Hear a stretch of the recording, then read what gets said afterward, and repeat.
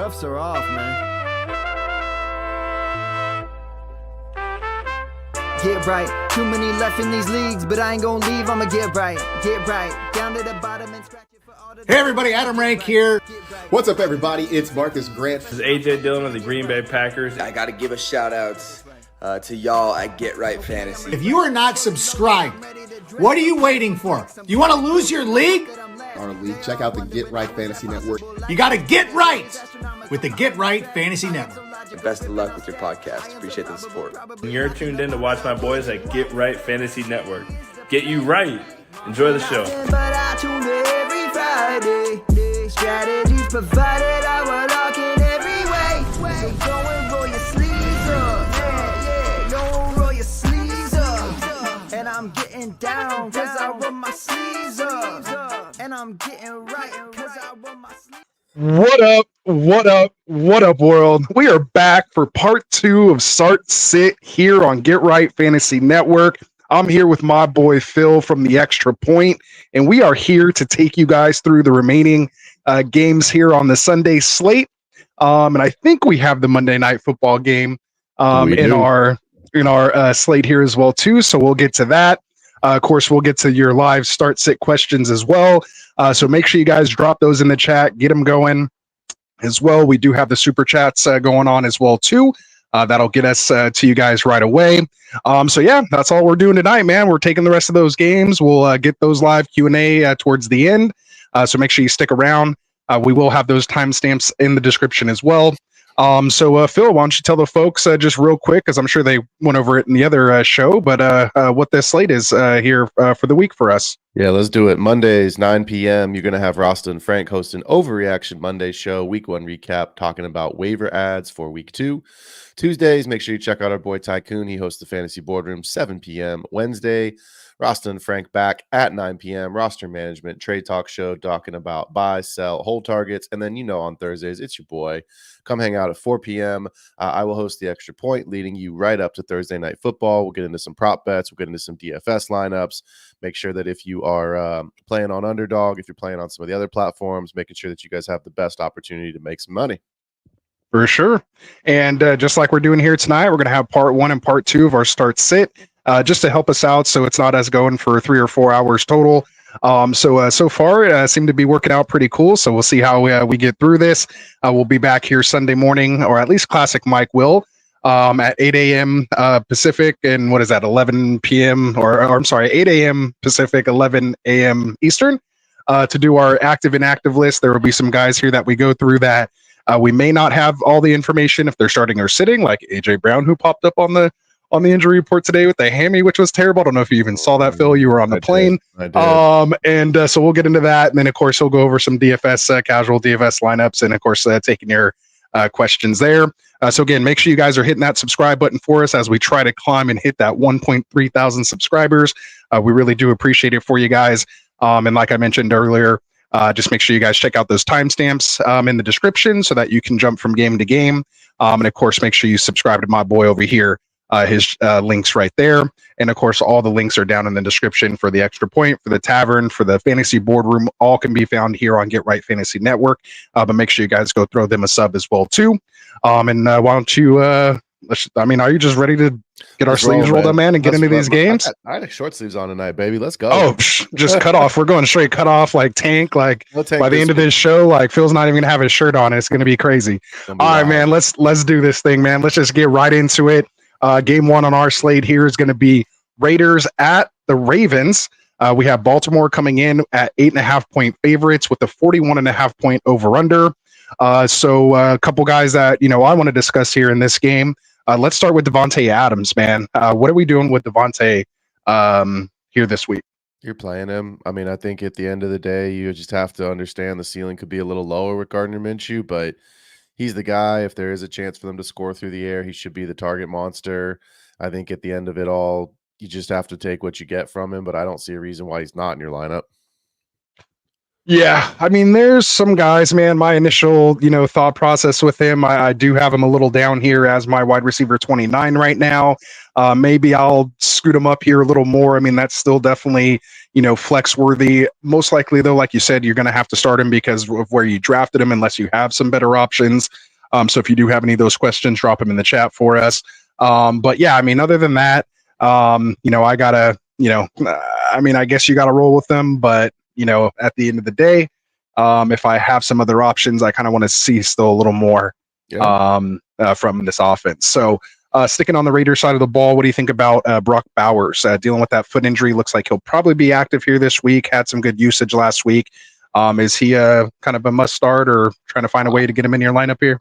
I don't think I'm trying to find a way to get him in my lineup. I mean, I know that he had a good usage last week, which is great to see from a rookie tight end. But if you've got Devontae Adams, who's their target leader and their number one guy, all the way down at wide receiver 29, you're basically saying that the volume is going to be lower across the board with passing. We saw Zamir White on just about every. I just got off an airplane, so I was sitting in an airport bar a couple hours ago. NFL Network was on. Just about every analyst has Zamir White as a must sit this week. So maybe that raises the volume a little bit on the passing side, but it's Baltimore's defense. They're on the road. You know how I feel about that kind of stuff. Vibes aren't good there.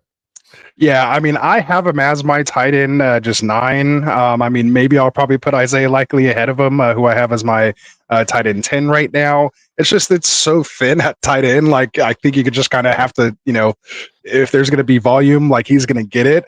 I thought this offense was going to be just hyper focused on Adams, but the fact that Bowers got, some a good amount of looks here is why I also am kind of a little down on Adams. I mean, I literally thought he was going to get like 15 targets, coming out of week 1. Yeah. So that's why I have Brock. The other guy I have here that I want to talk about is Justice Hill. What do you think about Justice Hill?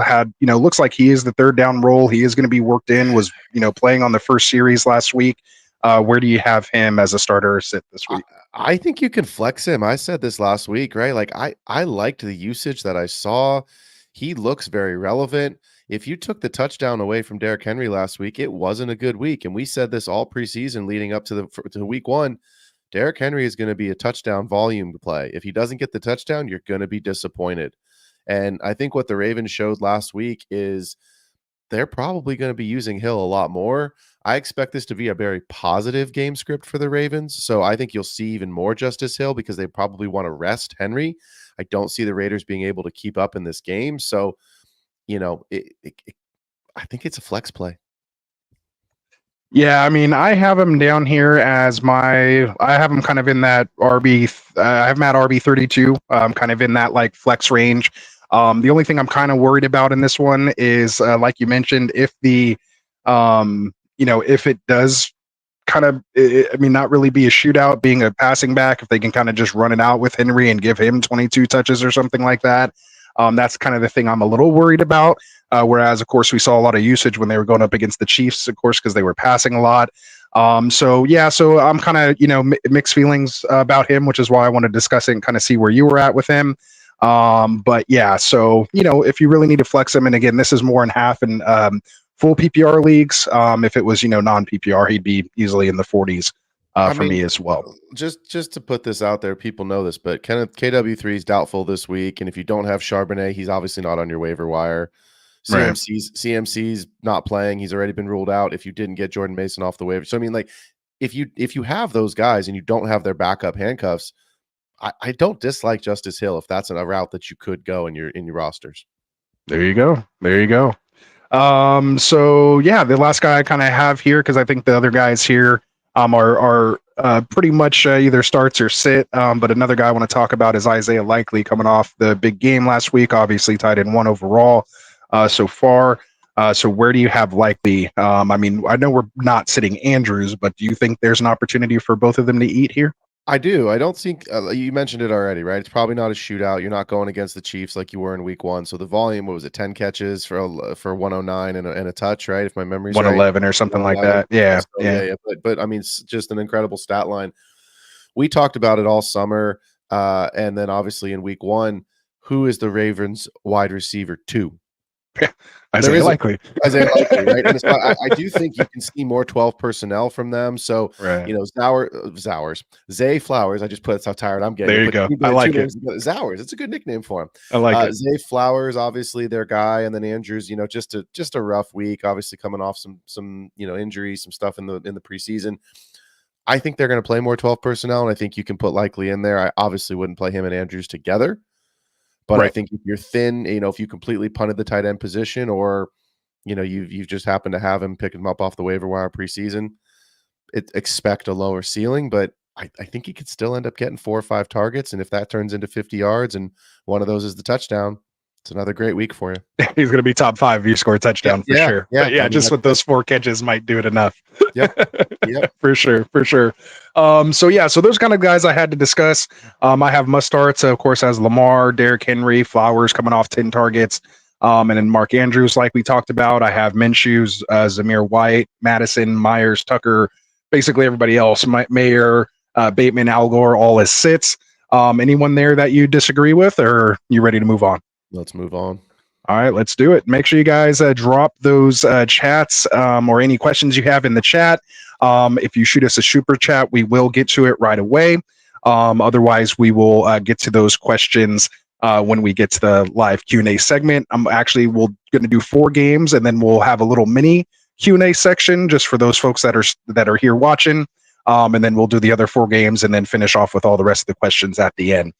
So let's get into this next game here. Oh, man, I forgot to use my banners. I worked on them and everything.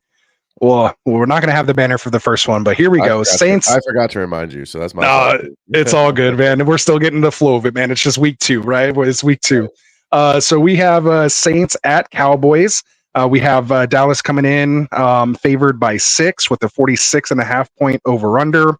The first guy I want to talk about here in this game is Derek Carr, coming off a big game, of course, last week. Granted, it was against Carolina. But do you have Derek Carr as a start or a sit this week? Sit him. It's the Cowboys defense. They still look really sharp. I don't know if I've never been a big Derek Carr believer, but I also know the Panthers are just that bad. So no, I'm sitting him. And I'll be honest, man. Like I think you can start Rashid Shaheed. I like his usage. I think he's still going to be involved. But that's really the only, I mean, other than the obvious, right? Like you're starting Olave, you're starting Kamara. I really don't want much else on the Saints side of the ball. I think the Cowboys roll in this one. At home opener. I think they roll. All right.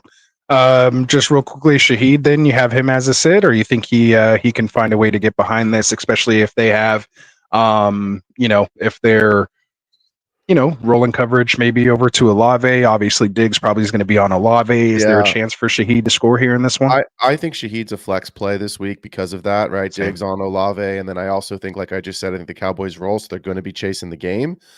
And you could say, oh, but you just said to sit Carr. Derek Carr doesn't always throw it to the right team. But if he throws it to Shaheed, then you're okay, right? So like it's a nice chunk play, yeah. Yeah. So I mean, and again, we always talk about quarterbacks supporting wide receivers. I think this is one of those cases where Shaheed just needs one big heave from Carr, and that makes your day.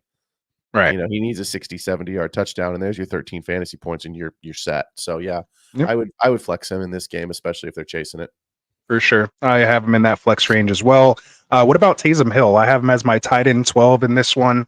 Just again with his usage, getting I think 5 carries, and I think 4 of them came still while the game was fairly close against Carolina. Obviously an opportunity for him to score. There is no other running back behind Kamara really at this point, besides Jamal Williams, who got some run real late, but I don't really see him as a factor there.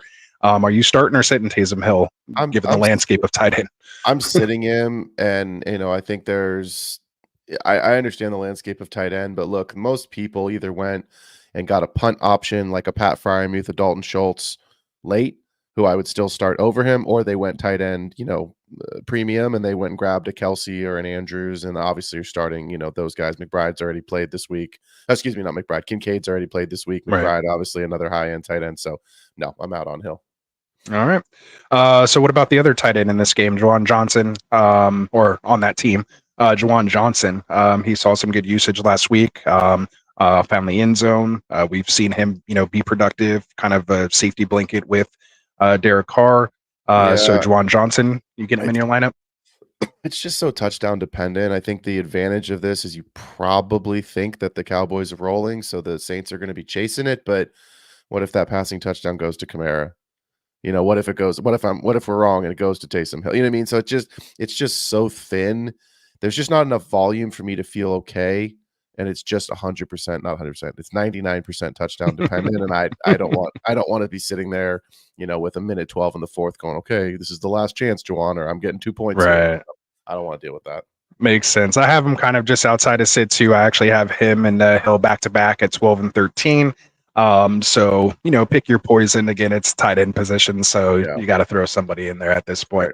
All right. So what about these Dallas running backs, Dowdle and Elliott? Where are we going here? Let's start with Dowdle. I mean, it's still a committee. Obviously, Dalvin Cook's on the practice squad, so he's not in the mix, even though he's a name. I think people were a little bit worried he would be a kind of the third, fourth option in this offense.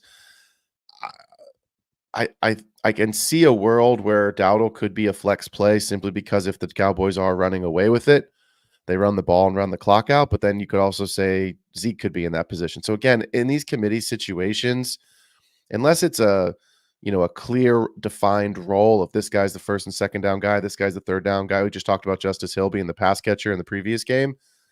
I just don't want it. I don't want to do with it. I don't want anything to do with it. I think while it's still a split and while one of these, might take an injury or, Zeke to just completely fall off a cliff, obviously with him being back here in Dallas, there's some of that, homegrown, feeling. So I doubt they're just going to kind of throw him to the curb, so to speak, especially after bringing him back after going away. We saw Dowdle only get about 44% of the snaps. Elliott was at 51% snap share. Neither one had over 10 touches, or 10 carries, 8 for Dowdle. 10 for Zeke, 1 catch, in the passing game. Zeke was able to get the touchdown. Again, just 40 yards to the touchdown, saved the day there. I have both these guys as a sit this week as well.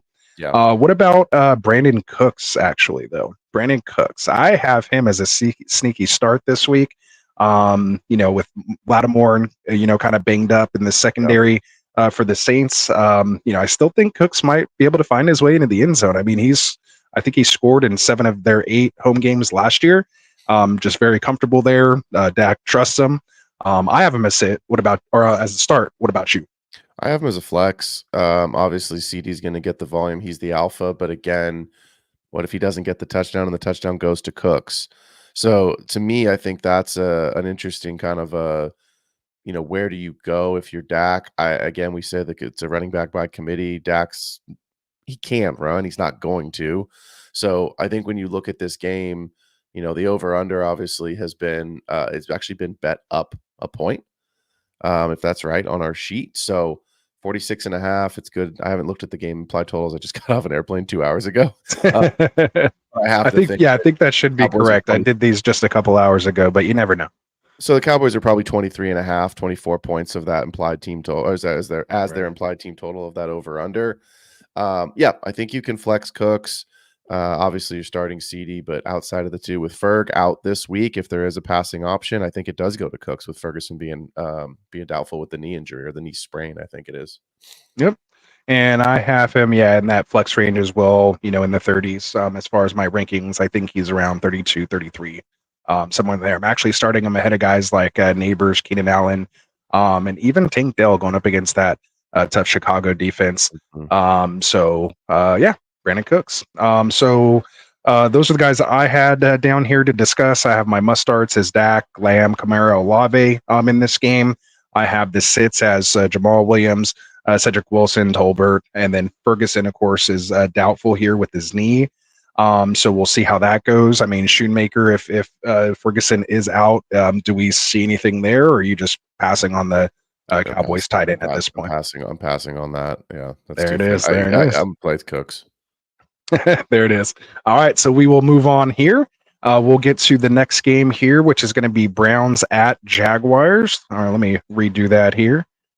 So, boom, Browns at Jaguars. We have the Jags coming in favored by 3 with a 41.5 point over-under. We have Njoku being ruled out of this game, dealing with that high ankle sprain. So I want to start here at the quarterback position with Trevor Lawrence. Do you have Trevor Lawrence as a starter or sit this week? I actually have him. I have him as a start, and if my airplane Wi-Fi was good, I think I saw something about Myles Garrett popping up on the injury report. And being very actually seriously questionable for this game. So that makes a huge difference. He's obviously a game wrecker. I expect the Jaguars at home to win. I think the Browns are disgusting after what I saw last week. I wouldn't be surprised if they turn to Jameis Winston pretty soon. So to me, it's a start. I think Lawrence could have a nice week, especially if Myles Garrett misses. Well, a little update on that. Looks like he has no injury designation for week 2. Okay. So he was dealing with that foot, was limited still here on Friday, but everyone is expecting him to play. Zadarius Smith, though, is the one dealing with the back that may not play there. I think you can still start Lawrence. Same. I think I have him towards the lower end, kind of towards, QB 12-ish or so. But yeah, I mean, I have him as a potential start here. It is a tough defense. I think I have him right on that borderline. Yeah, actually, I have him a little out. So I have Trevor Lawrence at my QB 16. So I guess in a 1 QB league, I actually have him as a sit. Okay.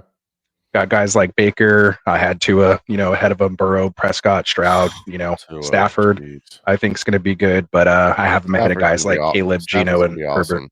Yeah, we'll get to that game. That game's going to be very fun. Yeah, for sure. All right, so let's move on here. Let's go with Tank Bigsby, back up here to ETN, who actually outproduced him on the ground. What are we doing with Bigsby? Is he a start, a sit, a flex, or are we just kind of holding on to him at this point? Personally, I want to see it one more week to see if last week was a fluke or not.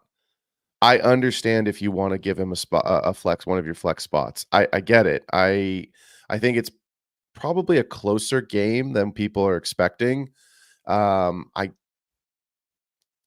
just want to see it. I'm not. I don't know, man. I'll be honest. Like I don't know. Last week to me was like I would bench him personally. Like like I said a couple minutes ago. Like I want to see it one more time. Mm-hmm.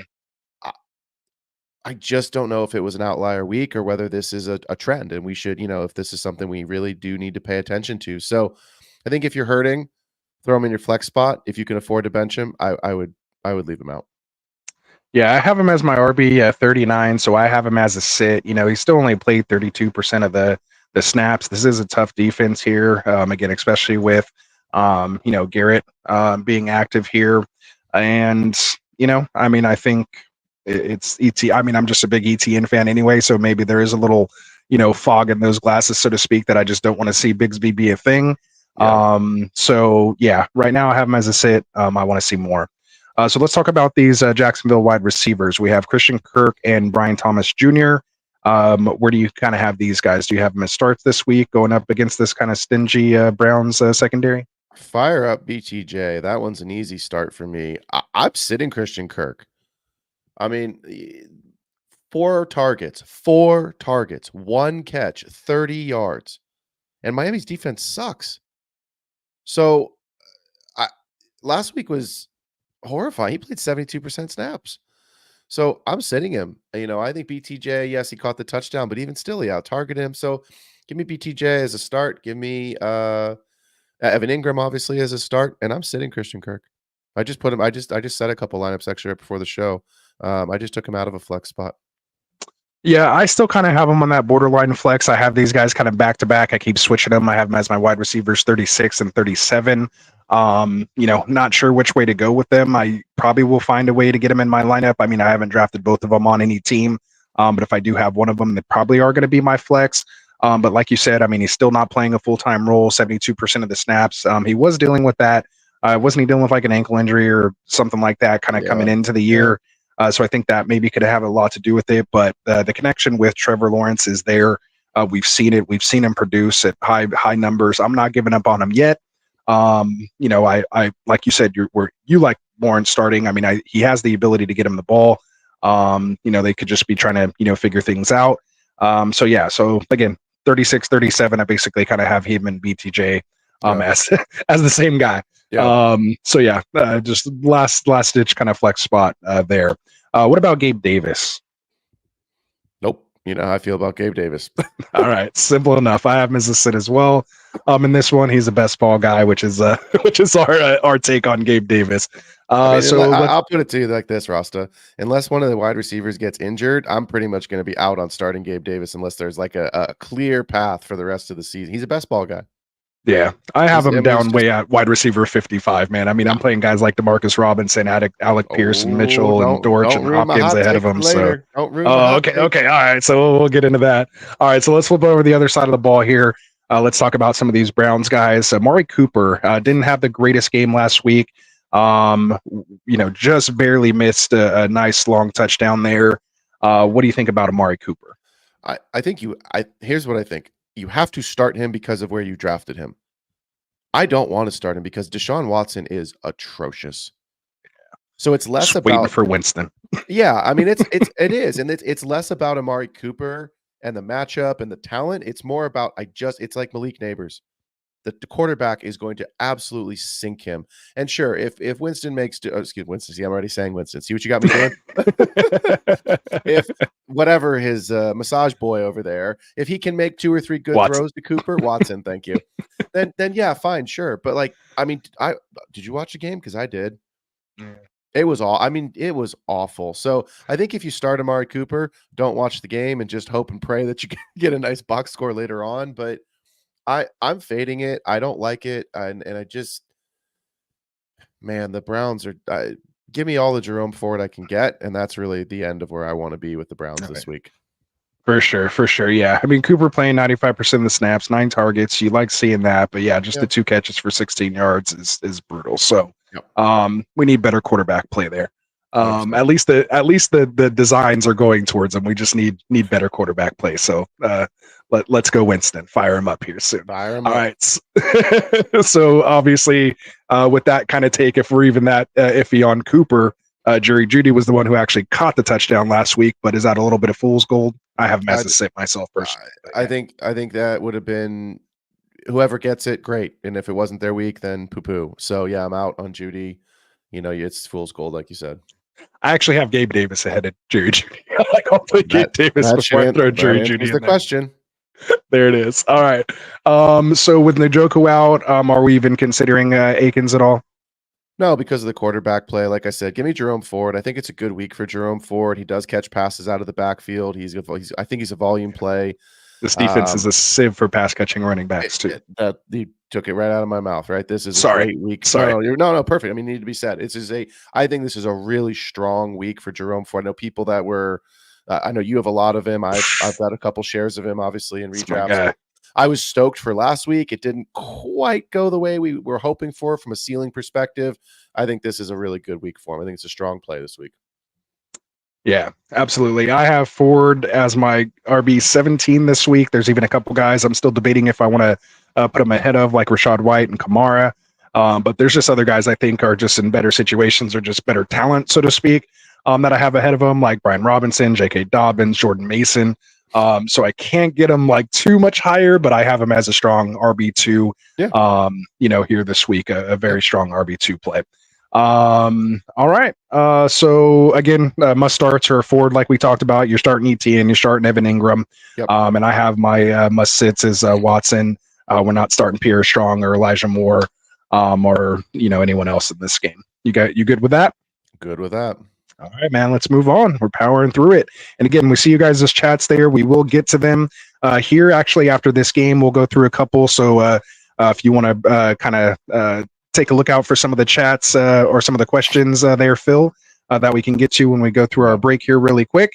But other than that, let's get into this next game, which is our boys here, 49ers at Vikings. Our Niners are favored by 4.5 with a 46.5 point over-under.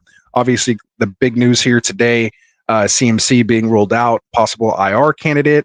So fire up, Jordan Mason, like we talked about. We have also Addison is out, who torched us last year with no Justin Jefferson. So kind of happy as far as a fan goes for that. Not so happy as far as all my shares of him in best ball and in my leagues go. But he's out dealing with that ankle, which I think is just going to be better for the long term. But let's start here on the Niners side of the ball, as we should. Brock Purdy, do you have him as a starter or sit this week? I have him at quarterback 13. So he is just outside. I think you can play him. It's the Niners. You can always play the Niners. You just have to. I mean, Brock Purdy is obviously the quarterback, the only one that's guaranteed to touch the ball. With the Niners, now CMC's out, but with the Niners, when it's Georgia's week, it's a strong play. When it's Debo's week, that means Ayuk fails. So you just kind of have to take your lumps when you play those guys. But I have Stafford just ahead of Purdy. I have him right ahead of him too. So yeah, just because of the game environment. But if you don't have Right. Stafford and you have Purdy, and I'm saying, he's mid quarterback 13, fine, no problem. Yeah. The game's in a dome, no CMC. So even though Jordan Mason ran riot last weekend, the pass catching should go to the wide receivers and to George. Right. So I think that benefits Purdy. And yeah, I think you can play him. Yeah, it could be a sneaky good game for Kittle. Have him up as I think like my tight end for this week. Yep. I think he has a good chance. But yeah, I have Purdy as my QB 15. So I'd be interested to see who you kind of have ahead of him. But I do have Stafford right ahead of him. And then I have Burrow. So maybe Burrow you have maybe behind those two. But I do have Purdy ahead of Trevor Lawrence, Caleb Williams, Geno, and Herbert here this week. So let's move on to Brandon Ayuk. Obviously, still getting his legs under him after this whole holdout situation or hold-in situation. Do you feel comfortable getting him in your lineups this week after what we saw last week, which was a little bit of a disaster? I mean, last week, as much as it was a disaster, I think it was expected. Kyle Shanahan came out pretty clearly in his presser and said, look, he's going to be on a quote-unquote pitch count. He's going to have a reduced 60% of the snaps only, yeah. Yeah, I mean, like I think we had it on the show. I think we had this game on the show last week, and we said to sit him, right? We knew it wasn't going to be a good run for him. I think you can start him this week. I think he's getting his legs under him. It's a game that, again, we talk about it all the time. When it's one of the guys that's the pass catching options week, it's their week. Debo could go into the backfield a little bit. We saw a little bit of that last week. I know Jordan Mason. Yeah, he's the RB2 for sure. And I think you saw some of it, right? Like Mason had a phenomenal game. You're obviously starting him. But Debo took a couple of snaps out of the I set. And I mean, like I think you can play Ayuk. Okay. So let's talk about Jones, Aaron Jones. Do we have him as a starter or sit this week going up against this Niners defense? That's a sit for me. All right. Yeah, Warner was like on a mission last week, man. He was trying to hurt people. yeah. It's the Niners defense looked sharp. It was I think it was kind of a, hey, you know what, Super Bowl hangover. F that. We're back. It's a new season. We're ready to rock and roll. I've just never been a big Aaron Jones truther. I think this is a game where, again, we expect the Niners to be winning. If that's the truth, and that's what then that's how it comes to fruition. Then Sam Darnold's throwing it to try to play a little bit of catch up. I'm not that front with Bosa and then Warner there. I'm sitting Jones. I just don't think I don't care if the game's at home in the dome. Yeah, got him as I prefer to sit him maybe where you drafted him. He has to be a RB2 or a flex for you, so I don't hate you if you have to do it, but hopefully you grabbed a Mason or maybe a Jerome Ford late or someone like that you can put in ahead of him this week. Just kind of stay away. But with that said, with what you just said as far as that goes, Ty Chandler, does that make him maybe an interesting play for some dump offs and things like that? Yeah. Go ahead. It's thin, but I think, again, if you're thin at running back position and that's a player you have, like, I'll be honest, I've got a couple of leagues where I'm really thin at running back and I'm seriously looking his way. I'm going to probably make that decision pretty early in the morning on Sunday. But again, if they are chasing the game with the dump offs, he's more of the pass catching option. Excuse me. I know we're going to talk about Jalen Naylor in just 1 second, but like that's with Addison. Go right into it. Yeah, with Addison being out, I don't think Naylor's a strong enough play to really get into your lineups. I need to see it before I'm comfortable with him. I think the targets probably get pretty consolidated to Justin Jefferson. Aaron Jones will get the carries, and then obviously I think Ty Chandler gets some of that pass catching work out of the backfield. Yeah. Oh shit, here comes Nick Bosa. Here you go, Chandler. So there we go. So those are the guys kind of that I wanted to discuss. I have, Jordan Mason, Debo, Kittle, Jefferson as our must starts, no question about it. And my must sits are, Sam Darnold, Powell, and Munt. Any questions there, or are we good to move on this one? No, we can roll. Let's do it, man. So let's take a quick break here. We'll get to a quick little Q&A session. So if you guys do have questions, make sure you drop them in the chat. We're going to have two sections. We're going to do one here real quick. So we'll maybe do like 4 or 5 questions that came in first. And then we'll finish off the rest of the questions at the end of the show once we're done breaking down the games. If you do want your question read right away, you can always drop us a super chat and we'll get to it right away. Or you could just throw us a super chat because, we're helping you out here or just because you want to. Either way, we won't mind. So go right ahead, Phil.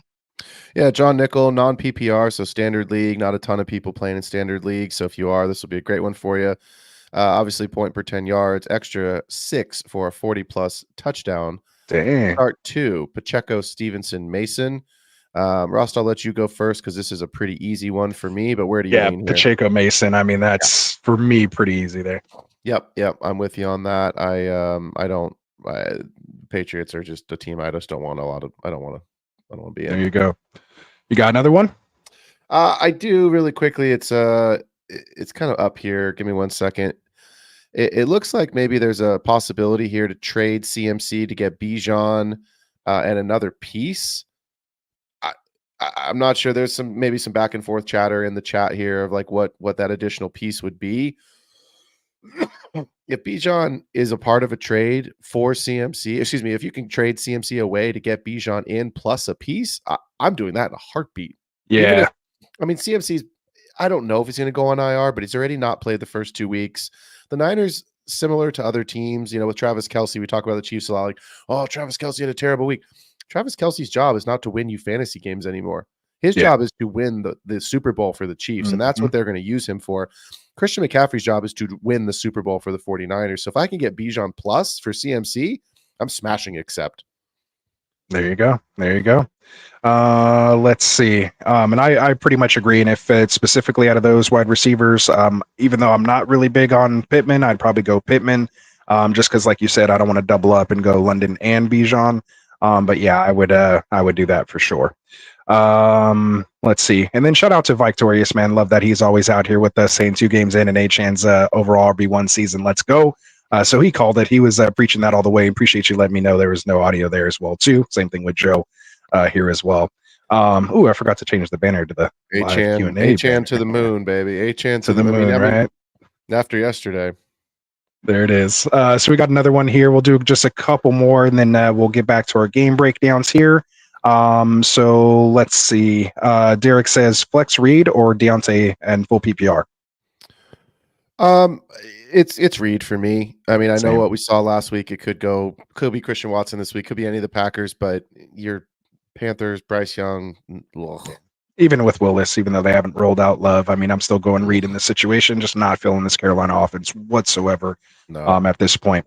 Alex Martinez, what's up, man? How's it going? Says, which is a better roster spot, Rome or Jalen Wright in full PPR right now? So I know Rome's trending. He's kind of got a weird situation this week, may not play this week. I did not like what I saw from Jalen Wright last night. I don't know what's going to happen. I mean, Ryan Tannehill could be the quarterback for this team as early as next week, right? It's just a weird situation with Tua right now. So yeah, I would still lean Rome here, especially in full PPR. For sure. Shout out to Y Prime. He was on the earlier show, so he's pulling double duty with us here, man. We appreciate you. Appreciate that support, man. And yeah, Ray was saying he also has Mason. So that's great. If you're able to get rid of CMC, get Bijan and keep Mason, hey, that's a move. I wouldn't be surprised if he asked you for Mason and CMC if that's the case. And I highly suggest if you do have Mason or if you are targeting CMC, just make sure you get Mason too, just in case as a little backup plan there. Go ahead. No, this one's just interesting. Picked up Sharps off the waiver wire, dropped Justin Fields. Justin Fields seems to be trending towards being the guy again this week, but it's already listed as doubtful for KW3. Charbonnet obviously going to be the guy. I'm fine with that. I don't have a problem with that. I just put Charbonnet into just about all my flex spots that I possibly can in every league that I have him. So we're all right there. Yeah, for sure. Albert in the house. I had to bring Albert up. He was in the show earlier and here tonight. I don't think he's missed a show since we've started 4 years ago. So appreciate you, Albert, man. And I see him in other streams as well too. So he's a degenerate just like us, man. I appreciate it. All right. So I think that's good for now. We appreciate it. Hopefully we'll remember kind of where we left off here. But yeah, keep dropping your chats. And when we get one, actually just like this, since our boy over here, Ray, what's up, Ray? Shooting us a $10 super chat here. We appreciate you, my guy. He says, y'all got super chats now. I knew you were going places. He says, pick two, Ayuk, Reed, and Worthy. So let's get to it, man. It's Ayuk and Reed. You're the anti-Worthy guy, man. I'm not. But here's the thing. Just look, we talked about this. There was an answer. I had the question: is Xavier Worthy that dude? Can he do it? And we did not get the answer last week. Right. Because what happened? I agree with that. What happened last week was the Worthy truthers are beating the drum. He's the dude. He's the dude. How can you say he's not? He had 3 catches on 4 targets and 1 run. And if you take those 2 touchdowns out, it was an atrocious week. Yeah. But I mean, if he didn't score on those, maybe they worked him in and he got a couple more targets and a couple more catches. But when you score, from far out, it happens. So for me, it's a little tougher. If I was 6'8", I might be in the NBA, but I'm 6'2" and I'm not in the NBA. So ifs and buts, right? Ifs and buts, horseshoes and hand grenades. That's right. So I'm probably, for those of you guys who know me and Ray, I know you know me. Man, if you're not first, you're last. Like for me, I gotta find a way to get Worthy in my lineup until he shows me not to. Even though there is a lot of stuff that maybe said last game that he shouldn't be. But he's just one of those guys, like a Devon Achane, where you don't need many touches and you can score and you can put up fantasy points. So I don't think, having to have all the work or all the targets, I don't think that's his role in this offense. I think that Andy Reid scheming and designing plays for someone with his talent, he only needs to be on the field a couple times to make a splash play. Obviously, you're going to be hurting if it doesn't happen. So you just have to be willing to deal with that. So for me, I'm probably going to go Ayuk and Worthy. I would just rather attach my guy. I want the guys who are attached to better quarterbacks in this situation. That's what, breaks it down for me, even though we said we'd start Reed in the last question. For me, I'll take the guys that are attached to Purdy and Mahomes versus Willis. That's it for me in regards to that. Because everyone's gonna be, oh, you're so anti-Worthy. I'm okay with that. That's fine. For sure. I'm not anti-Worthy. I just need to see if he's going to be a boom bust guy, or if you can actually depend on some consistent, target and some weekly plays, run out weekly play. Yes. For sure. And we had to spend some time on this question, man. When you throw us a $10 super chat like that, we're not just going to give you a quick little answer and run off. We really appreciate the support, man, for the channel. Ray, you've been with us for a long time. So really appreciate it, man. Yeah, we got Wicked in the house. What's up, man? He's saying, super chat gang, let's go. Yeah, we got him unlocked, family, because of you guys, man. We did it because of you guys. So keep it coming. We appreciate the support. So with that said, and shout out to my boy Justin Herbert TD in here as well, too, man. I see you guys all rocking in the chat, man.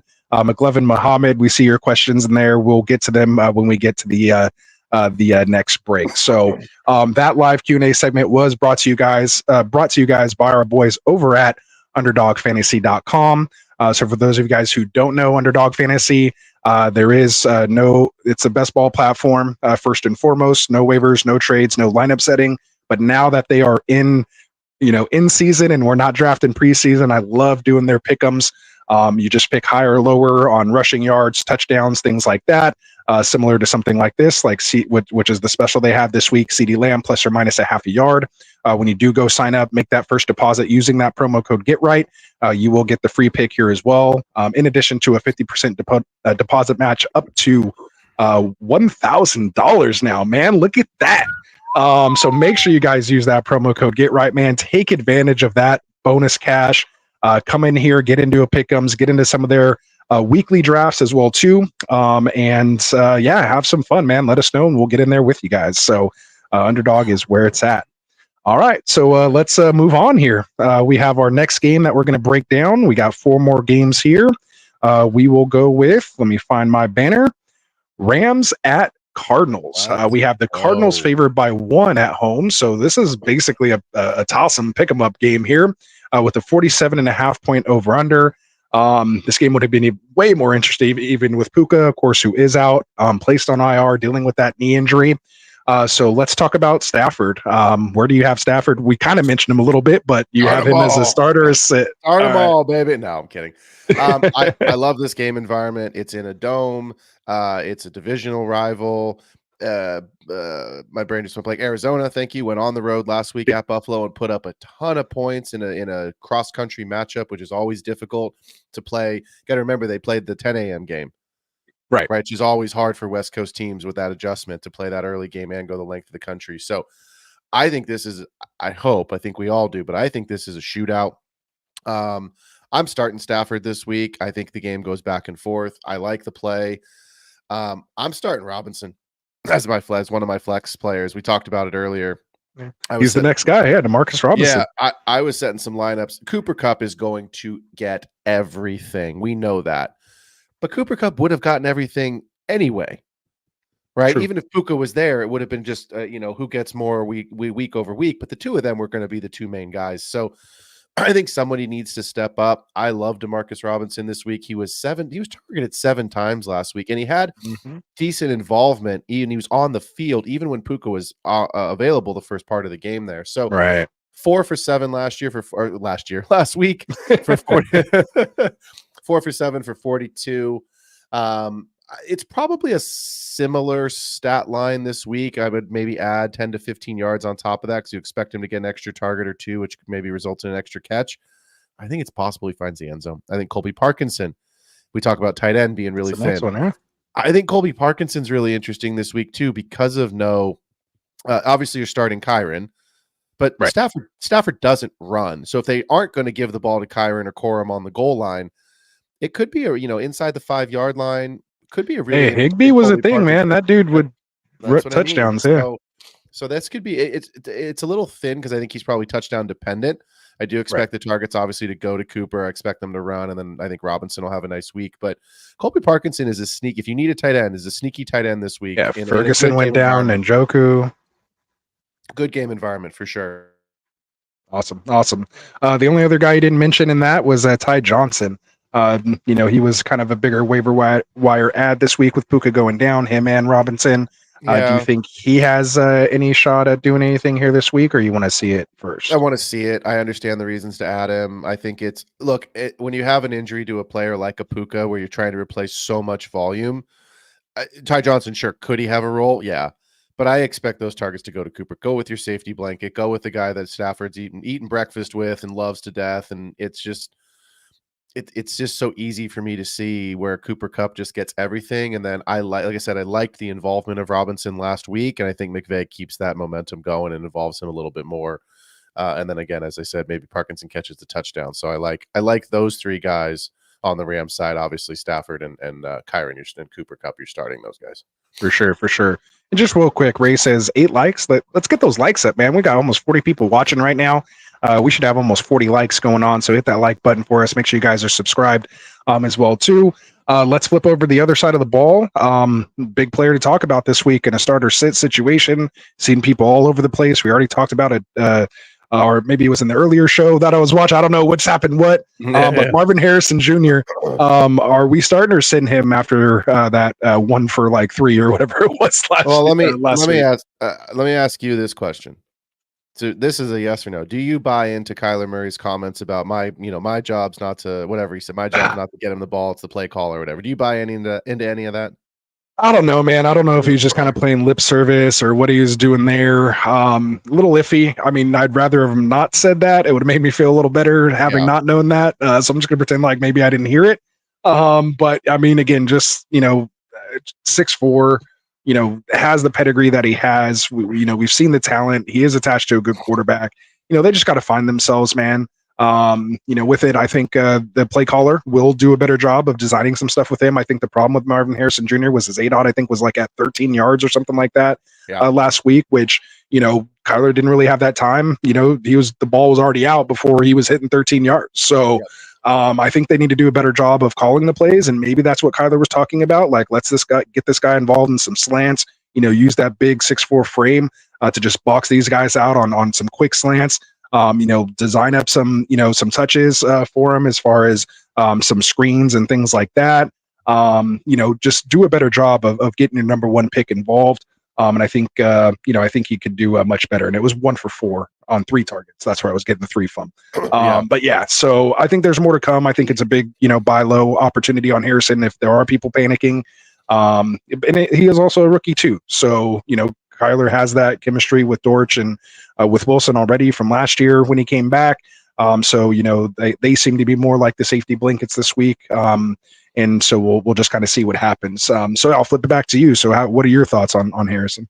I'm starting him. I think you just have to take last week and throw it out. You know what I mean? I mean, people have stuck with Kyle Pitts for 4 years. So it's like you have to give Marvin Harrison Jr. at least a week, right? So the kid that you're basically saying is already in Canton, you're going to quit after 1 week. I mean, my other question to you is going to be just really simply, and this is obviously rhetorical at this point. If he catches the wide open, run on the last play there and he scores that touchdown, we're not having this conversation. So let it go, throw it out the window. Marvin Harrison, fire him up. You're going to be fine. And look, if he has another stinker this week, guess what? You're still going to start him again next week. If it's 3 in a row, then we can have this discussion. Now we can start talking. Yeah, there we go. Right there now, you go. Get him in there. For sure. I kind of have him, I've dropped him down a little bit, of course, from where I had him ranked week 1, but I still have him here as my wide receiver 17, actually right ahead of my wide receiver 18, Amari Cooper, who we talked about earlier. So, yep. Let's see who else we got. We mentioned I mentioned just a second ago, Dortch and Wilson. Are these guys starts for you, or where you have them? No, not this week. I think you maybe could, if you're really thin, you could maybe consider flex Michael Wilson, because again, we do think this is a good game environment. But with James Conner, with Marvin Harrison, with Trey McBride, I don't know how much is going to be left over. So it's not really where I want to go this week. I'm starting the main guys and believing what I think will happen is that they'll get the targets and they'll get the touchdowns. Yeah, it's kind of tough. I think one of them is going to score a touchdown, most likely Dortch. Is kind of what we've seen. But, I think one of them will score. I just don't know which one. So that's why I kind of want to have him as a sit, at this point. And again, especially if they make that concentrated effort to get Harrison involved a little more, then that, of course, that's going to come at the expense of Dortch and Wilson. Because of course we know who we have as a must start. McBride, that was one thing that we felt good about is the targets to McBride. Yeah. I would just like to see a little more after the catch. But I still have McBride as a must start, along with James Conner, Kyler Murray, Kyron Williams, and Cooper Kupp. Do you disagree with any of those there? The only one I thought maybe was a question mark was Conner, but I feel like you have to have him in your lineup. He's in there. I mean, we had to score the touchdown last week. He had a decent run out. I mean, he's in there. All right, sounds good. Another thing to note on this too is that Rams offensive line is a little banged up as well too. So something to kind of just keep your eye on there as well. But this defense we're not too scared of. So so we're firing them up. We have our sits as Corum, Rivers, Jordan Whittington, DeMarcado, and Benson. We're all sitting. So let's move on. Next game here on the slate is going to be Steelers at Broncos. We have is that right? The Broncos are favored? No, it can't be right. No, okay, yeah, I had that wrong. Pittsburgh's favored by 2.5, 36.5 point over under. So not expecting much in this game. So let's talk about Justin Fields here real quick. Looks like he's getting the start here this week again. Where do we have Justin Fields? Sit. There's not enough point there. So Justin Fields, I mean, his fantasy value is again with his legs and his running ability. Is this a shootout? Probably not. Is Bo Nix going to push him? Probably not. Is Fields going to push Nix? Probably not. So I don't want any part of Fields this week. I don't want really any part of this game. I'm going to be very transparent. This game, the only player that I really actually do want to start in this game is Pat Freiermuth, because the tight end position is so thin. I just don't. Jaylen Warren is getting healthier. Is he going to take away from Najee? I think so. I think Najee has a decreased workload this week. George Pickens, you know what he's capable of. He's streaky. He could give you 5 for 129 and 2. He could give you 5 for 27. So, Jaleel McLaughlin wasn't as involved as we maybe thought he would be. Him and Javonte were both pretty stinky last week. Cortland Sutton, I think if you really need to, I just put him into a flex. I had to put him into a flex this week. I can't remember who I've lost. Oh, Puka. I lost Puka. So I had to put Cortland Sutton into my flex, but only because he's the only real pass catcher on that offense. Yeah. But I don't feel good about it. If I could have found someone better on the waiver wire, I would have. But yeah, again, target monster there, 12 targets last week. So, if one of those becomes a touchdown, it's fine. But this game screams 17-13. You know what I mean? Like it's 17-14. Like it's one of those games. If you're at the bar and you got all the, games, you ask the bartender to put it on the side screen and put the Rams Cardinals on the main one so you can watch that. For sure.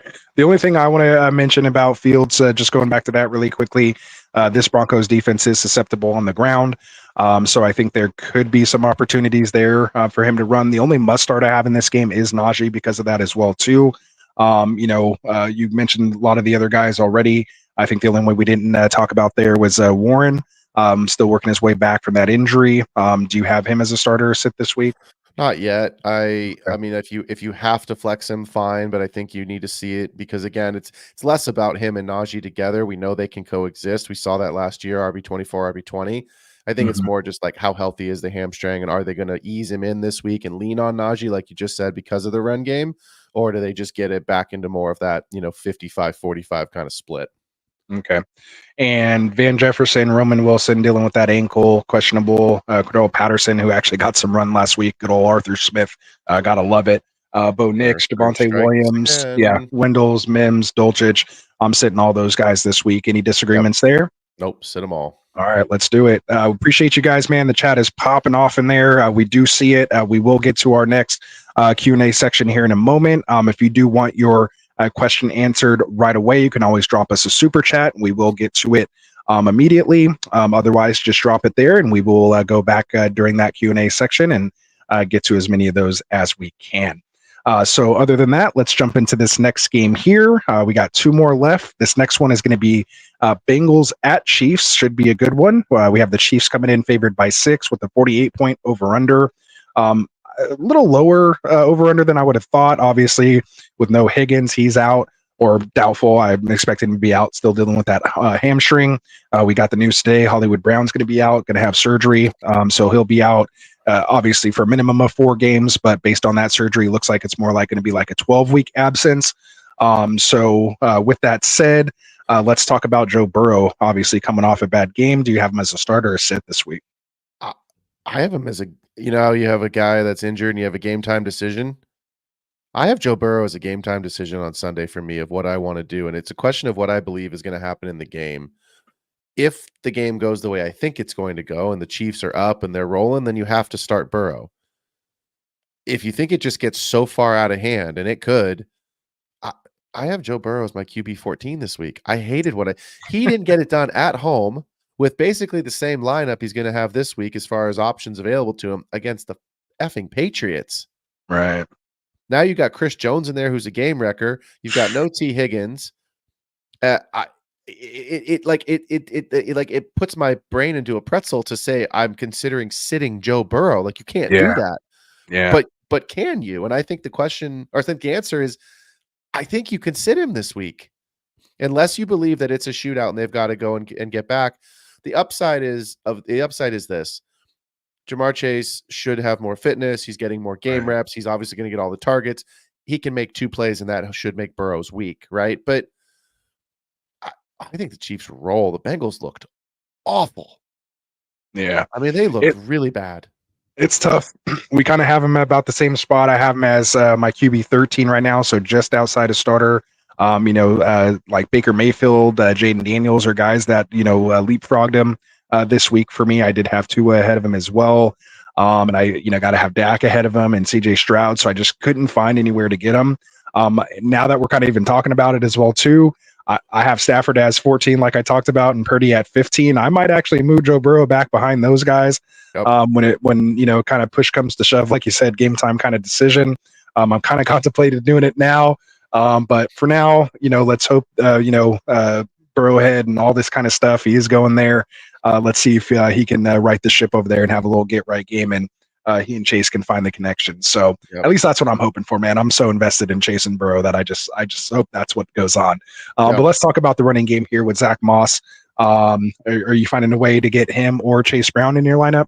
If I can sit them both, I'm sitting them both. Chris Jones is a game wrecker, man. Defense, he's that defense has looked good. They're at home again, the Chiefs, and and you have to remember it's more of a timeshare than you want. You know what I mean? Like, it's not like there's just one guy, so there's enough volume that he could volume, or someone could who's going to fall in the end zone. I don't know.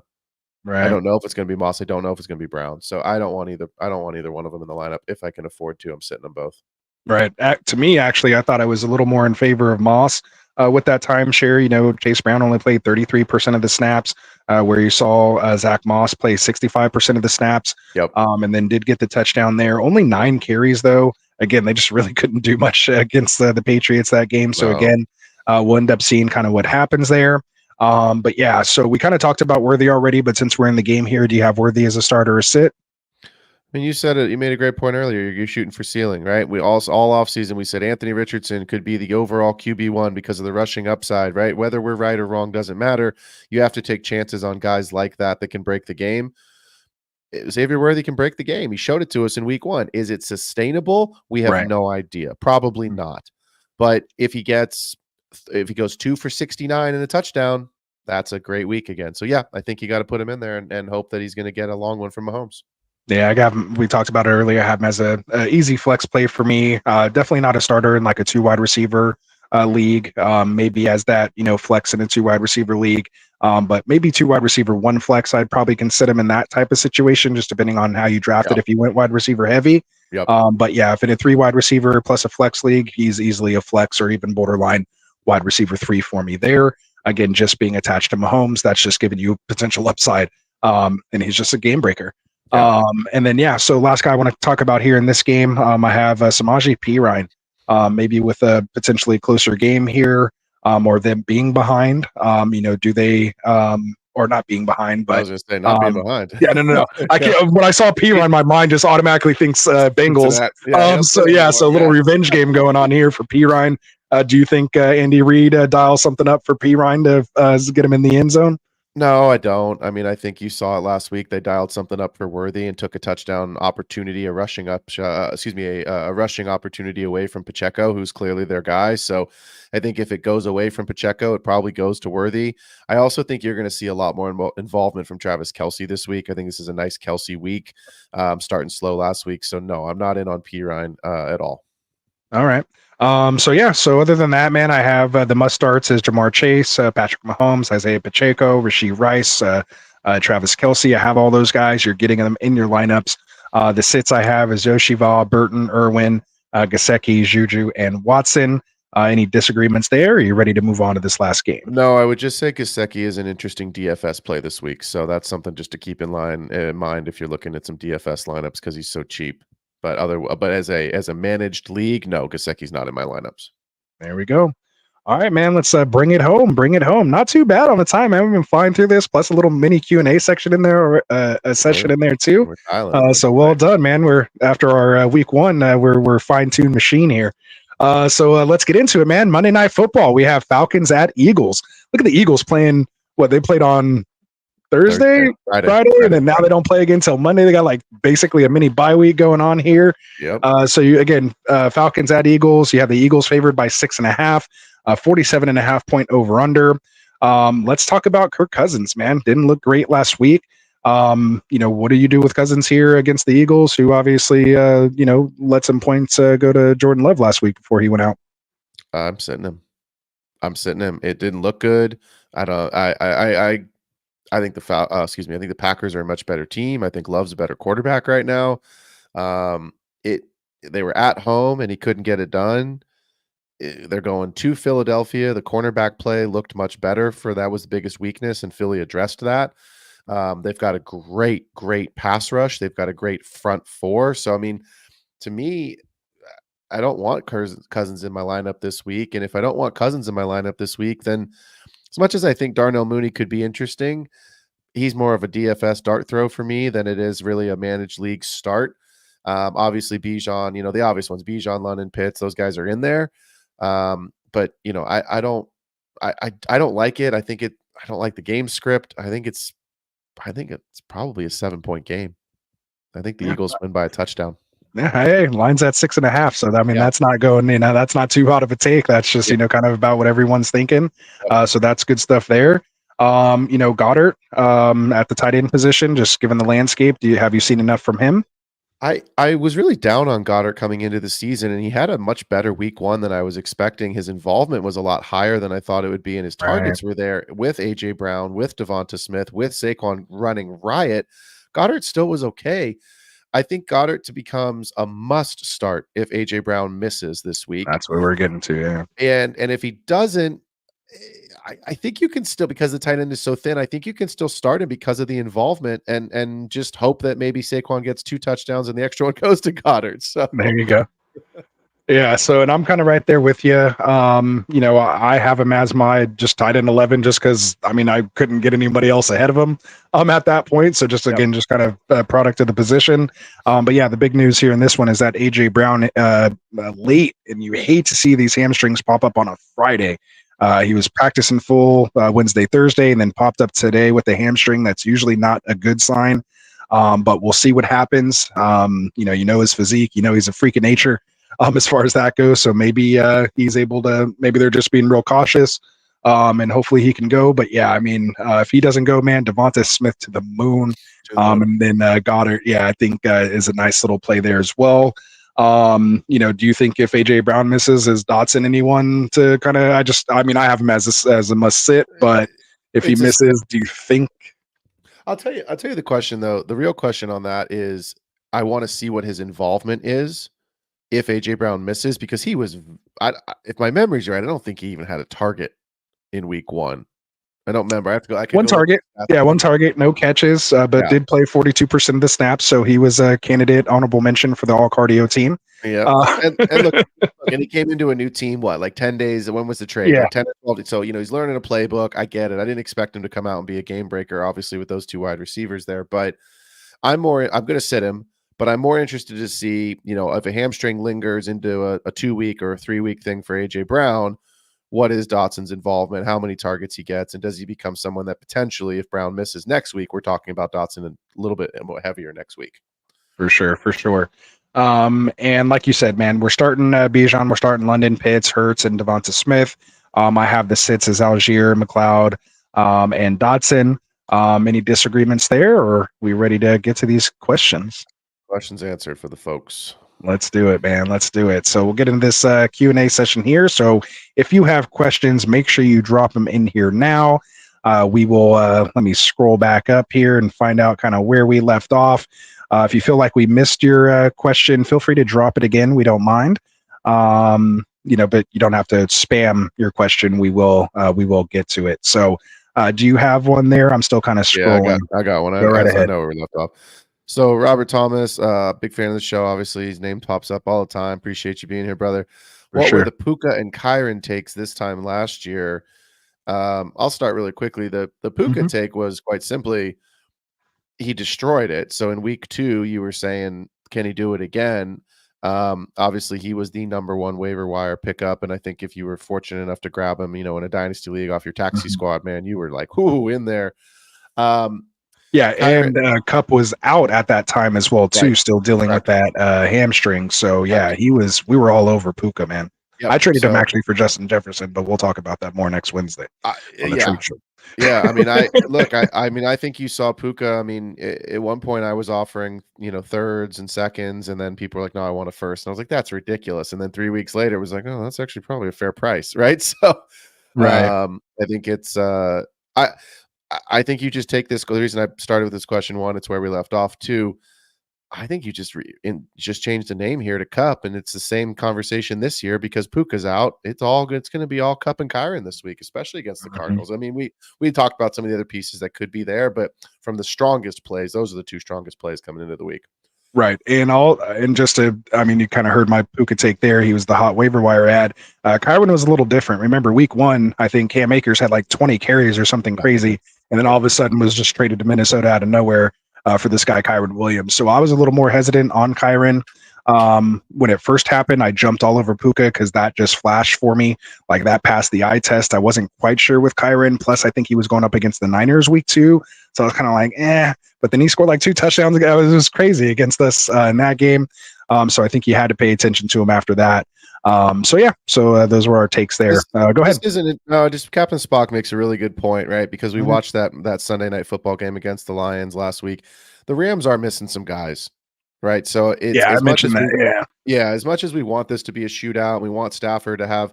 He may not have as much time. Now the good thing is we saw it last week because they did miss those guys earlier in the game. Right. It was a lot of three-step drops and really quick releases, getting the ball into Cooper. So his ADOT was lower, but that's. Cooper Kupp's a shifty, quick guy. Like you can get the ball to him real quick, continue to move the chains. So it is something to keep in mind. Obviously, maybe just kind of back of your mind thing. But Let's get to Mario here. Mario Moreno, Neighbors or Godwin in the flex. Who do you go with this week, Rasta? To me, it's Godwin. I really like what I saw with Godwin. I think he spent like 55 or something % of his snaps in the slot, which is what we wanted to see. I have him ranked as my wide receiver 16 this week versus who was it? Neighbors that I think I have down here in the 20s, actually 33. Just not feeling anything with the Giants this week. I want to see it a little opposite from what I'm feeling, with Marvin Harrison Jr. Even though the talent's there. I just am not a believer in Daniel Jones. Once they fire up Drew Lock, then Neighbors to the moon. Yeah, I'm with you. It's Godwin for me. Look, they're playing the Lions. They're on the road. It's a great game environment. At the end of it all, it's a rematch of last year's divisional round. So I like Godwin this week again. Obviously, caught a touchdown last week. So to me, it's a stronger play, and it's game environment. It's quarterback. There you go. Well done. I got one here from Dr. Clutch saying, is Jacoby Myers worth a roster spot? 100%. I think he's worth a roster spot. The question is what do you believe with AOC and Minshew? It's Minshew for now, but if they struggle again, what does that look like? We said to sit Zamir White. We don't love the environment this week, but Jacoby Myers, I mean, again, any player can get hurt on any play. If Devontae Adams is no longer available, Jacoby Myers is the number one guy that people are maybe not picking up. He's probably not on the waiver wire, but potentially trading for. So, yes, I think he's worth a roster spot. There you go. Yeah, for me, Dr. Clutch, man, I'm a little opposite here than my counterpart over here, my co-host. I'm not feeling anything Raiders. I mean, I barely have Adams as a start or didn't even draft any of them this year, and I was touting go get him, last year. Given the situation there, just this year was not feeling it. So I'm just kind of out on him right now. Myers was only good when I think Jimmy G was there. And other than that, I mean, he's kind of been a no-show, and he definitely tailed off at the end of last year. So for me, no, especially with some of the hot waiver wire ads, Mason, guys like that you could have maybe got, J.K. Dobbins, some of these guys, like I would have, rotated him out real fast. He would have been one of the first people. I mean, he would have been there in my situation, but if you do have him, I think he's an easy drop. If you find something hot on the waiver wires. So poor Dr. Clutch, man, wanted an answer, and I said yes, and you said no, and the guy's going there. Oh man.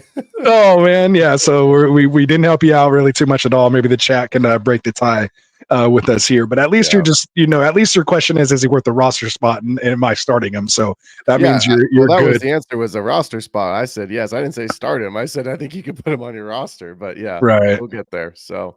For sure. He also asked, I don't know if you're bringing one up, but he also asked, who would you start, Justin Fields or Caleb Williams? He said, can you tell, is he a Bears fan? So hopefully, Dr. Clutch, you can ask our boy Kendall, who was on earlier in part 1. He's our resident Bears fan here in the house. But who do you got, Fields or Caleb this week? I would start Fields. It's just, look, the Bears are playing the Texans. I think the Texans have a really good defense. The Texans are at home. It's Sunday Night Football. I hated what I saw from Caleb last week. Hated it. Justin Fields runs. I don't rate the Broncos that much. It's not going to be an exciting game. We already talked about it. It's probably not a high score. I think I said 17-14 in that game earlier. But if Justin Fields runs and he runs for the touchdown, you know what I mean? Like that's probably more than I would start Fields. It's not hopefully you have another option, but if you're asking the question, this is probably what you got. Yeah. So yeah, I would start Fields. There you go. And we're sorry, Dr. Clutch, man, we're not helping you at all here tonight. I don't know if you're looking at my rankings or what, but I literally have these guys back to back as my QB 17 and 18. I do have Caleb Williams ahead of Fields just because I think there's a potential for shootout or maybe even just garbage time in this game if that happens. I mean, Houston is, a tough defense. I talked about it earlier when we broke down the game that, I think Fields could have a big, game on the ground. With, of course, Pat Surtain, should pretty much eliminate Pickens in this one. I don't think we really talked. Actually, I don't know if we mentioned Pickens' name in the other one, except for I had him as a start when we were breaking down that game.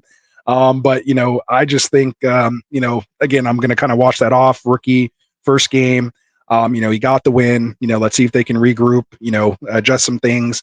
And I'm just, there could be a potential shootout or at least keep it close here I don't like the fact that, Rome's going to be a little banged up, and of course Allen's a little banged up, which is why I have them both kind of, down here. But they're back to back. Maybe I switch them, but yeah, for right now, I still have Caleb's just ahead of Fields. I just can't get behind Fields yet. Yeah. I don't Can't- know, man. I yeah. like that. I agree with you. I just don't know that I see the shootout. I see the Texans putting up points.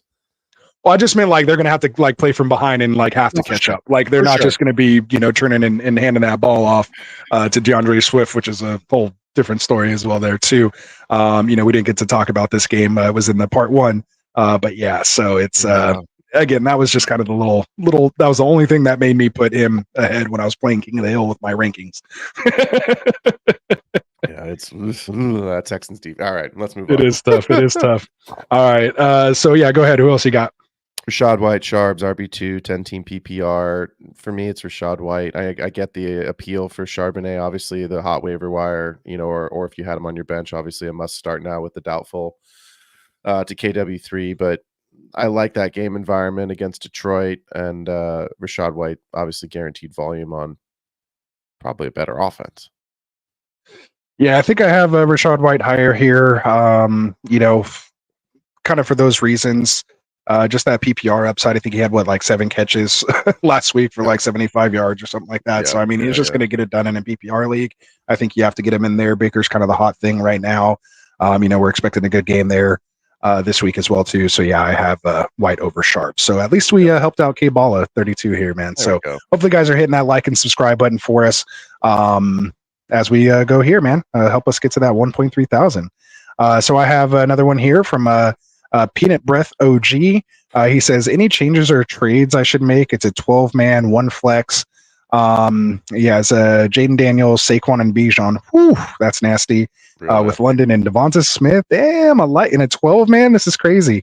With Worthy and Ingram, his bench is Love, right? Watson, Likely, Higgins, Coleman, and McCaffrey. This is a nice freaking team. The only thing I don't quite like is the Bijan London kind of double stack there. But I mean, other than that, man, this was a well-drafted team. What are you thinking as far as changes? I mean, my big thing is just trying to split up Bijan and London, and really it's London, but you can't really sell them right now. Just given, you're going to get pennies on the dollar, so to speak. You need to wait for him to have a couple big games before you can maximize it. But yeah, I've talked enough. Go ahead. No, I agree with everything you just said. I feel the same way on that Bijan London take. I would probably drop Jalen Wright and go see if there's someone better on the wire. It's Achane to the moon. I mean, look, the game script last night with the 2 high safeties, you could tell even when Tua was healthy, was get the ball to Achane because that was the only way they were finding success moving the ball. If it's Skylar Thompson, is that his name? Is that the background? Yeah, something like that. Or if it's Ryan Tannehill, or if it's Tom Brady, you know what I mean? Like whoever the quarterback for Miami is going to be, I still think it's going to be Achane. And if Mostert's healthy, I think it's going to be Achane and Mostert. And look, Tyreek can do, there's so many things you can do creatively to get and scheme Tyreek and Waddle manufactured touches. So I would probably get rid of Jalen Wright. I think Achane and Mostert are the only 2 in Miami that I'm interested in the running back room. For sure. Like him and Luke McCaffrey, although I was really, encouraged by the usage with McCaffrey actually last game compared to like barely him doing anything in the preseason at all, and not sounding like he was doing good in camp. But yeah, if anything comes up on the waiver wire, Wright is that first drop. And then the only other thing I could think of, like since you mentioned Achane, and maybe if you do want to split this Bijan London, would you consider trading Bijan for Achane and another piece? No. Okay. No. I just had to throw it out there. I mean, look, I love Achane. I think he's fantastic. He's obviously going to be able to finish inside I don't know if it's overall RB1, but he's going to finish as an RB1. If Bijan had scored last week, he had 100 all-purpose yards. He just didn't score a touchdown. Right. I mean, he did what we wanted him. He did what we wanted him to do last season in the first week, and that's what I was looking for. So I just really quickly, as I look at this, and then we can move on. I assume Watson is Deshaun Watson. So if you have Love, you have Watson, you have Daniels. I was reading that as Christian Watson. Actually, that's what I assumed as well. Okay. But if it is Deshaun Watson, you don't need 3 quarterbacks. Even with Jordan Love being injured, you don't need 3 quarterbacks in a single quarterback league unless this is super flex. Then you have to hold him. If it's Christian Watson, then you're fantastic. If it's Deshaun Watson, change that up. For sure. I agree with that 100%. Wicked in here saying, do you think McConkey could be a good flex play in redraft down the road? I scored a touchdown last week. I was just looking at their game actually. I think it's a good week to flex him this week because the Panthers are dog shit. I'm curious to see. My questions about the Chargers is Dobbins really the guy, or is Gus going to have an uptick in work this week because we know they want to run the ball? But I do think McConkey's an interesting flex play this week against the Panthers. If they're playing Dallas, then I'd probably sitting him. If they're playing the Niners, somebody like that kind of a defense, the Jets. But I think he's probably a good flex this week against that disgusting, putrid Carolina team. And the big question in 3 weeks will be, can the Georgia Bulldogs beat the Carolina Panthers? And there we go. So, and then we're off to the races for sure. Off to the races. Yeah, I mean, you like it. It's encouraging. 67% of the snaps, led the team with 7 targets, 5 catches, so good efficiency there. 39 yards and the game-winning touchdown. So he's definitely a piece you're going to hold on to. And I absolutely see he could be flexible, down the line. He is still attached to Herbert. We just want to see how this offense ends up playing out. So, so there we go. We have another one here from 101 Dozer, another new name. Hopefully hit that subscribe button for us, man. It says Aaron Jones or Jerome Ford. Jerome Ford. Same with me. That's super easy. Don't even have to explain it. Ray said pick 2, but I think he ended up super chatting it later, so we already talked about that one. So we'll move on. Here we go. McLovin Muhammad. He says he needs a wide receiver. Who should I trade Jordan Mason for? Like, what level wide receiver are you looking to trade Jordan Mason for? I'll throw one out there for you. I'll start with Marvin Harrison Jr. Would you trade Mason for Marvin Harrison Jr.? I wouldn't trade Jordan Mason. No, I mean, I wouldn't. Like, I like it. I like the answer. I love it. Like, I get it. You want a wide receiver, but like, you have the starting running back for the San Francisco 49ers for maybe a month. That could be 3 to 4 RB1 finishes. He's already got one. We know what they can do. I'll answer the question. If I have to trade him, I don't think you're getting a deal done for Marv. You think you can get a deal done for Marv for Jordan Mason? I mean, you never know, man. I mean, I'm just trying to find like a range of wide receiver. Like, that's someone that I would at least try for, because I was, Marvin Harrison was actually one of my trade targets on the Wednesday show when I was talking about it. I think I mentioned this exact thing. Like, I love being able to just pick up somebody off the waiver wire, especially knowing like McCaffrey's going to eventually come back. Like, give me somebody that I can use that's a high-end talent. That was a high drafted pick, 2nd round pick, sometimes a 1st round pick in 12-team leagues. Let me grab somebody like that has that potential over a guy that I picked up off the waiver wire. That's going to give me full season potential play versus maybe just this month. So that's my personal thought process on that. Like, that's who I would trade for. That I think you have like honestly a realistic chance, especially if if that Marvin Harrison Jr. team is hurting at running back right now. I think that it may not be just straight up but that could be the main part of the package. It could be. Yeah, I just think that people, the mentality, the psychology behind a Marvin Harrison drafter is that you drafted him and you don't want to get rid of him, and you're probably, like we said earlier, saying, "Oh, it was a bad week. It's gonna come. It's gonna be fine." So, I've actually, I'll say this: I might trade Jordan Mason for Brandon Ayuk or Debo. Okay, stay with the same team. Yeah, you're still getting a piece, and it's obviously a high-powered offense. You still have some ceiling involved, like we talk about all the time with the Niners. When it's one of the receivers' week, it's their week. So I might take a shot on that. I would target. You won't get it done straight up, but I'd target Devonta Smith. Yeah, Smith, Chase, those kind of guys. I'd go get Devonta Smith, and if I need to throw in a small piece or Chris Godwin, maybe. Like, is he worth it enough for you, or is that not high enough? I'd rather have Mason than Godwin. Okay. Guaranteed touches. Jameson Williams? I'd rather have Mason. Okay. Olave? I'd rather have Mason with Derek Carr and Olave right now. It was getting worse. I just wanted to see. I was gonna say you're going the wrong direction, brother. That was the point. I wanted to find where the line was on that side. That was my line. That was my line. Yeah. Good stuff. All right. So you got another one? Go ahead. Yeah, we got to talk about it. We got to do it. I lost Tua. My backup is Sam Darnold. Sorry, this coming in from Cloudy Plays. I lost Tua. My backup is Sam Darnold. Should I trade for quarterback? One of my league mates drafted two star quarterbacks, Josh Allen and Patrick Mahomes. Oh, that was high T right there. What's a good value for one of them? I think this is a great question because a lot of people lost Tua, and especially in single quarterback leagues. If Sam Darnold is your starter, I think you have to make a trade. Yeah. I think there's no way that Sam Darnold is giving you a high enough ceiling, regardless of what the rest of your team looks like, to get you to the playoffs. I just don't. I mean, unless you've got Bijan and Gibbs, but you can't draft so that you have all those guys. Like, it's not possible to draft that way. So, I think if you're going to go ahead and try to get a Josh Allen or Patrick Mahomes, if somebody's going to give that to you, you're going to have to give up a major piece. So that's probably not who I would target. I would probably go and target Joe Burrow, somebody who may be able to buy a little lower on right now, who we think is going to bounce back. I might try and target Jordan Love, knowing that he's going to miss a couple weeks, and that way you've got a guaranteed upgrade in your quarterback room when he does come back. Yeah, roll with Donner for a little while and kind of buy low on Love. I like that. Yeah, I think that would be an interesting name. And those are probably two guys I think you could get.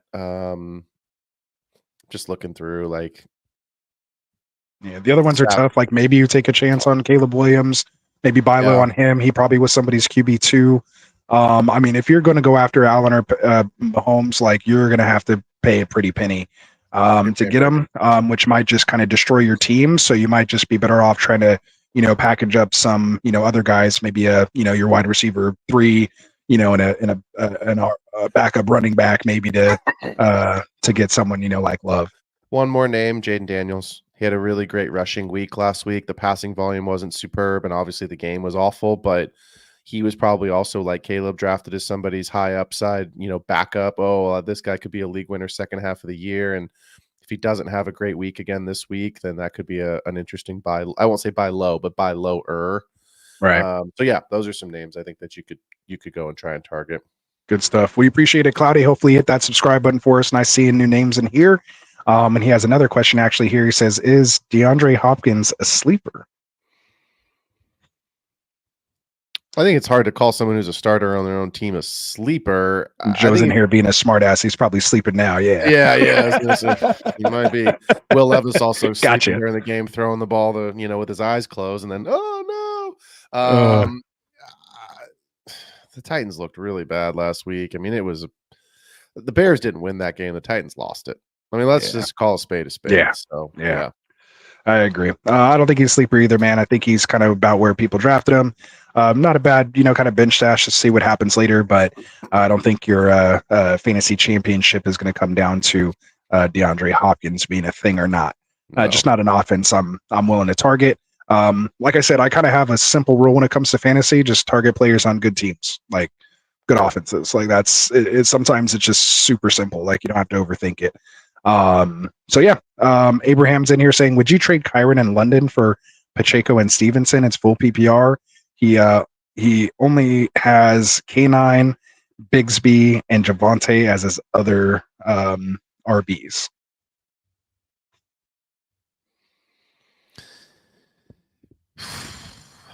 No. I'd rather have the upside of Kyron in London. I mean, I love Pacheco, but I don't know what I believe about Stevenson still. And again, I project them to be a bottom 10 offense. So I just don't know how many touchdowns and how much, even though there's volume there. I understand the move of like trying to get it is 2 for 2 player wise, but a 2 for 1, meaning double up that running back for a running back and a receiver. But the big question for me is, are you really upgrading your running back room enough because of what you're downgrading at wide receiver? Because if you're saying now that Pacheco and Stevenson are in your team, K9, are we talking about KW3? Are you talking about Kenneth Walker III? I assume that's who I was assuming it was. Yeah. K9. Yeah. So in that situation, Stevenson's your flex if you have Kenneth Walker III. I know he's not playing this week, but when he's healthy, you're playing KW3 and Pacheco. And you're flexing. I don't like to have running backs in my flex spots. I'd rather have receivers, especially in full PPR. So I would hold and get Kyron in London. If the running backs are going to start getting hurt, there's going to be guys you're going to pick up off the wire, and I would just wait and do it that way. Or if it gets really thin later, make it different. Replace Stevenson with something else. Right. Now, and my only thing too is who do you have left at wide receiver if you're getting rid of London, who probably Right. was your wide receiver 1 or 2 at worst, depending on how your draft went. And yeah, K9 he's hurt right now, but he'll be back. And these other guys, Javonte, I'm not a big fan. Bigsby, they if he gets in the end zone, I think you can get by. I don't think you have to trade all that off, for that package specifically. So I'm a no on that one myself, but. It's fairly close, and I understand what you're doing, but it's only week 2. See what kind of shakes out with with Javonte. And again, Bigsby could have a role to where he's kind of flexible, or at least RB2 good enough to get by during a bye week. My ATN shares don't want to hear or say that, but the analyst in me has to say it. Agreed. There we go. Joe just says I want to see Knicks take off and become a QB1. Let's see. Pouty said Will Levis will throw to DeAndre Hopkins. He's not limited anymore. No, he's permanently limited. Yeah.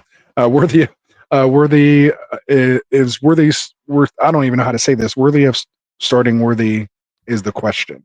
Is Worthy worth starting? Maybe. Yeah, we talked about that. Yeah, you can. Okay. All right. Let's so where are we going here? Oh, good. PPR. Way to save me. Yeah, Ladd, Sharps, and Dobbins.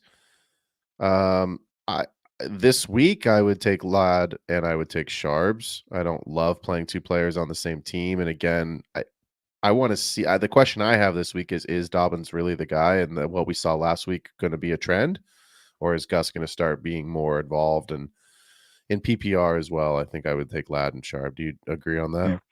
Yeah.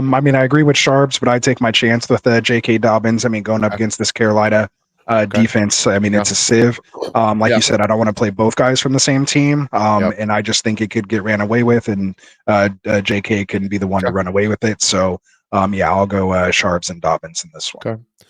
Trade Josh Jacobs and Brooks for CMC and Worthy. I have Mason. When he says Brooks, it's Brooks in Carolina, who's on the pup. Jonathan Brooks? Unless there's another Brooks that I don't know about. I have to assume it's Jonathan Brooks. So, yes, this is a yes. I'd probably take that chance. Again, CMC and Worthy. You have Mason. So you can hold off, and if CMC doesn't come back, you're going to have the Niners starting running back, who before CMC, it didn't matter who was in the Niners backfield. We were just like, we need that guy. When CMC got back there, that guy was the RB1 overall.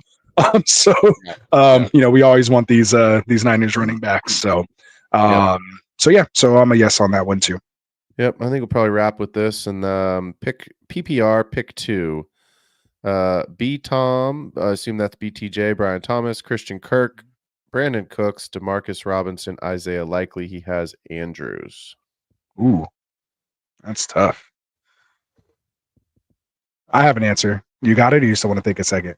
One of them's pretty easy for me. I'm thinking of who I want in that second spot. Brian Thomas. So we both agree Brian Thomas, right? Brian Thomas is in there. He's the easiest one. I go Cooks after that. I actually would too, based just off of this week and what we know. Ferguson's missing, and the backfield is a disaster there. So, and I think the Cowboys win this game. So, yeah, I would take BTJ and Cooks this week. Yep, I agree. Appreciate that, Tingley. We got Jeezy in the house. What's up, Jeezy? Says I have concept of the new show. So a little shout out there. Jeezy and I finally connected. We're putting another show together that you'll see here on Get Right Fantasy Network. So he'll be joining the team here soon. So we appreciate you. And of course, shout out to the ACG of Veterans Charity League. It's a charity league that he does every year, which we'll be bringing to the Get Right Fantasy Network platform. Maybe I spilled the beans a little bit on that a little early. But we're excited, man, on what we have planned coming up for that. So again, just big shout out to Jeezy and what he does for his charity, for the K9 Warriors, supporting all the veterans out there dealing with PTSD. So big shout out to my guy Jeezy, and we're looking forward to it, man. So let's see. He says, he says, I was in edit. Yeah, no, that's hilarious. Yeah, I saved that one. Oh man, hatless and bearded Rasta is tripping me out. He's been missing in MIA way too much this summer, man. Yeah, so when I'm feeling good and I have the haircut, my receding hairline isn't quite shown as much. I pull the hat off, growing out the beard here. Not as good as my boy Kendall and the counterpart over here next to me with their beards. But I'm trying to step my beard game up here a little bit. So there we go. Appreciate the comment, Jeezy, man. What's up? Joe asked a good question, man. It's just the straight up question that, is CMC just coming back? Like, do you think he's coming back? At some point. I don't know when. I think he will. I think they're not going to force him. No, I think if they win again this week, he doesn't come back next week, though, unless he's ready. Yeah, I think the more they win, the longer they feel comfortable keeping him out. Agreed. If they get like in a 2 or 3 game winning streak, then it might be like, all right, Christian, let's see what's going on. I mean, Niners are trying to win the Super Bowl. They need Christian McCaffrey in November and December and January. Yep. They don't need him in September. And if not, get Mason the work now, get him comfortable and feeling good and confident. Like that's what you want to do. If that's going to be the case. So let's see. Did we get to this one? He says, if you drafted Tua, you should have drafted a backup in the next round. Oh, maybe he was answering somebody else's question. Someone else's question. My bad. Fields or Mayfield from Anonymous Gaming? Mayfield. Yeah, Mayfield too. I think I have him as my QB 6 or 7 this week. I love that. It's probably going to be. I think should be one of the most fun games to watch this week. Just from a football game, and then obviously what we expect and hope will happen for fantasy. Yeah, I have Goff at 8 and Baker at 9. So yeah, I'm loving that Mayfield there. Mayfield won me a championship last year, man. When Herbert went down and picked up Shake and Bake for the end of the year, man, rode him all the way to the championship. So him and Flacco. Yeah. All right. So, Cloudy said he subscribed. Hey, we appreciate it, man. That's what's up. So there it is. And the last one here. This is a good question. Yeah. Make sure you guys are supporting our boy over here too. Cloudy, you subscribe to the Get Right. Hopefully you subscribed here to the Extra Point, as well as the Fantasy Football Tavern and the Boardroom, our affiliate channels here. The links are all down in the description, so make sure you check those out. Robert has a cool little question here for us that we can end on. He says, I'm be shocked the most if blank happens in week 2. That's a tough one. I like that. I have an easy.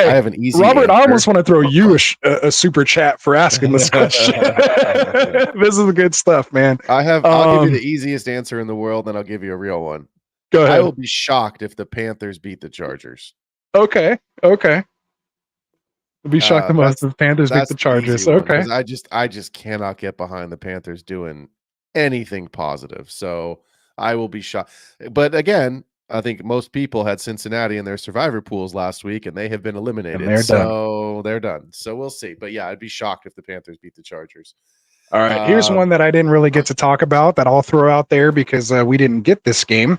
Because of course our boy over in the first show, the Giants and Washington game, I'll be shocked if Brian Robinson Jr. doesn't have a bomb game this week, man. Like I have him as one of my must starts this week. I have him all the way up as my RB13. And I probably could get him as my RB12, who I actually have as J.K. Dobbins. I'm loving both of these guys as matchups this week. I'd be shocked actually if J.K. and Brian Robinson both don't have fantastic weeks this week. I have one that I was worried about. Not worried. I was upset by is a better word last week that I will be worried about this week if it happens again. I will be shocked if the Lions do not get the ball more to Amon-Ra St. Brown. That's a good one. Because that was very disturbing last week. And it wasn't that they didn't have opportunities. They just didn't get him the ball. They didn't target him enough. It wasn't about catches and touchdowns. It wasn't even making the effort. So I need to see in this game environment with the Buccaneers and what we expect to be a high-scoring game, I need to see targets going to Amon-Ra. And obviously we expect good things to happen if and when they do. For sure. Good stuff there, man. Good stuff. All right. So again, that live Q&A session was brought to you from our boys over at trophysmack.com.